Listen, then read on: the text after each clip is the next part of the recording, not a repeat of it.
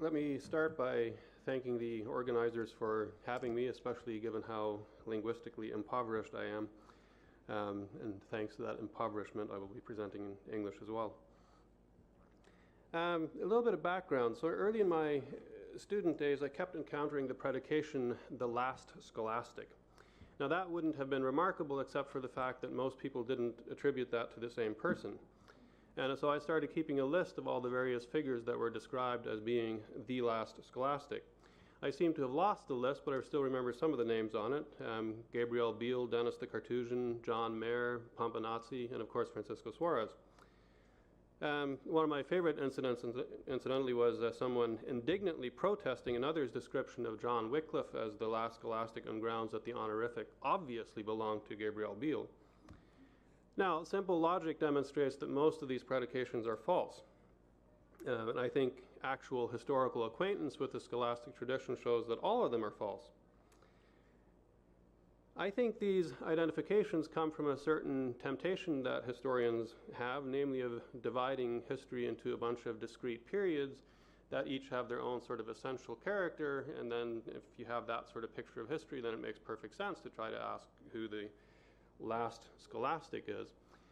Now, my own inclination is to see the history of philosophy quite differently and to see it more as a set of traditions running side by side with each other rather than one sort of tradition coming after another tradition. And I think the literature on substantial form bears this out, and so that's the topic that I'm going to focus on now. Now, substantial form, of course, is a really important topic in the early modern period. As the 18th century Jesuit Losada notes, substantial forms are the linchpin in the dispute between Aristotelians and the corpuscularians.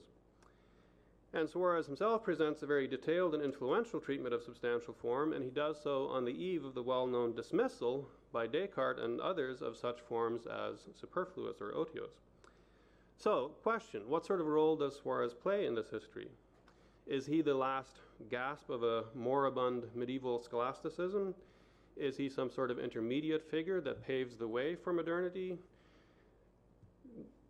The best known or most frequently cited answer to that question that I know of is Helen Hatab's, though there are others who say similar things.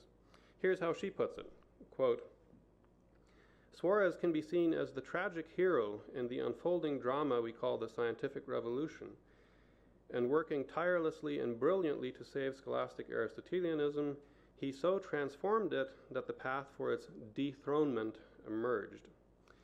So on Hatab's view, earlier figures such as Thomas Aquinas emphasize a metaphysical role for substantial forms, namely as explaining the difference between generation and alteration, or the difference between an unqualified coming to be and the qualified coming to be out of an existing substance. So all change on that picture is analyzed in terms of gaining and losing forms, but in order to account for the different kinds of change, both accidental forms and substantial forms are needed. On Hatab's reading, Suárez, however, tries to bolster the case for substantial forms by turning to theological and empirical considerations instead of the traditional metaphysical argument.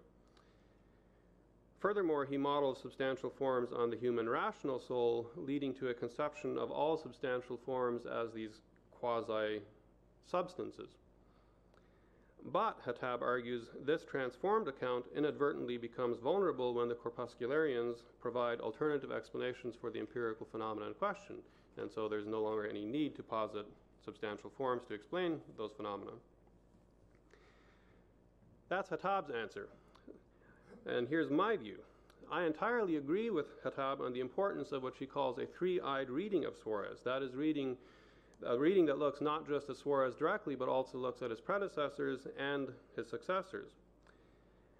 All three of my eyes, though, see differently than hers do. I interpret Suárez differently in the first place, leading me to see his account as more traditional than Hatab takes it to be. For example, I don't take Suárez's appeal to rational souls to have this significance that she thinks that it has. And I think Suárez does, in fact, lean quite heavily on the traditional argument from substantial change. With respect to Suárez's predecessors, I think it's important to include other figures than Thomas Aquinas, for example, Scotus. And I think in some cases that's going to make Aquinas look like the exception rather than making Suarez look like the innovator. With respect to Suarez's successors, here again I wish to include other figures. Instead of just looking at the canonical early modern authors such as Descartes, I propose including Suarez's Jesuit successors as well as other late scholastics. And that's the focus of my present paper, is the Jesuit successors to Suarez. So despite being largely neglected in recent scholarship, there's actually a thriving scholastic tradition that continues for a long time after Suarez alongside the more canonical early modern traditions. In fact, there are so many scholastics after Suarez that surveying them all comprehensively would be a completely unmanageable project. So I selected 4 of them. All of them I take to be sophisticated, capable philosophers, all of whom are Jesuits, but all of whom feel perfectly free to disagree with Suarez. So the 4 that I look at are Pedro Hurtado de Mendoza, Rodrigo de Arriaga, Luis de Losada, and Thomas Norton Harper. These are not selected at random, but I did select them prior to knowing what their views on substantial form were. So I did not select these 4 figures in order to bolster the hypothesis that I had.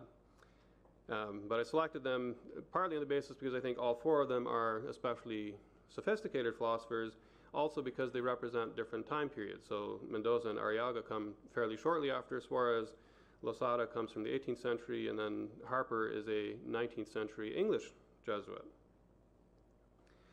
All right, so what did I find? Well, Hurtado's defense of substantial forms is quite brief, as it turns out, but all of his arguments are versions of ones that you can find in Suarez. He doesn't include all of Suarez's arguments, but all of the ones he includes are ones that are also in Suarez. Arriaga follows Suarez quite closely, but he rejects 1 or 2 of Suarez's arguments as inadequate, and he adds one based on the Roman Catholic understanding of the Eucharist that's not found in Suarez. But in general, Arriaga's arguments also look fairly similar to Suarez's. With Losada, unlike the previous 2 authors, he does not frequently cite Suarez. So in Hurtado and Arriaga, you see references to Suarez all over the place. Losada doesn't frequently cite Suarez by name. Now, he also just has fewer citations in general than the earlier authors did. But when he does cite an author, he has a striking preference for citing Aquinas. Nonetheless, his arguments for substantial forms are very similar to Suarez's, so similar that one suspects that that's actually more his source than anything that Aquinas said about it. There's a similar thing with the English Jesuit Harper. Harper spends a great deal of time on formal causality, over 300 pages, most of which concern substantial forms. His conception of prime matter and substantial form in some respects goes back more to Aquinas, though, than to Suarez, and he explicitly says so, that he explicitly says that he prefers Aquinas' view on various matters. Nonetheless, despite his conception of substantial form being more like Aquinas's, his arguments are largely borrowed from Suarez, and he, again, explicitly says that he's getting most of his arguments from Suarez. Even the organization of the arguments pretty much entirely follows Suarez. All right. Well, I was just going to start the conclusion anyway, so that works. So obviously I've said very little about the details about any of their arguments, but the lesson that I think we can learn here is that the perception of Suarez's significance can easily be shaped by which successors we read. So if we focus exclusively on the canonical Novatores, then Hatab's picture of him as the tragic hero making the last stand for substantial form looks quite plausible. But if we look at the subsequent scholastic tradition, then Suarez actually looks more like the progenitor of a tradition, as making the first stand rather than as making a last stand. Gracias.